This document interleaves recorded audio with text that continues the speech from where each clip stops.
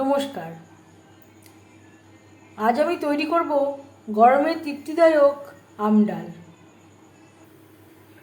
পরিমাণ মতো লবণ দিয়ে আম সেদ্ধ করে নেব। ডালের ফেনা পরিষ্কার করে নেব। গ্যাসের ফ্লেমটাকে লোতে করে দেব। ঢেকে ডাল সেদ্ধ হওয়া পর্যন্ত অপেক্ষা করব। একটা পাত্রে উঠিয়ে নেব। কড়াইতে তেল দিয়েছি। ফোড়নে দিয়ে দেবো শুকনো লঙ্কা, কালো সর্ষে, টুকরো করে কেটে রাখা আম, পরিমাণ মতো হলুদের গুঁড়ো, সেদ্ধ করে রাখা ডাল অর্ধেকটা মতো আমি অ্যাড করলাম। পরিমাণ মতো জল দিয়ে ডাল বেশ ভালো করে ফুটিয়ে নেব। রেডি।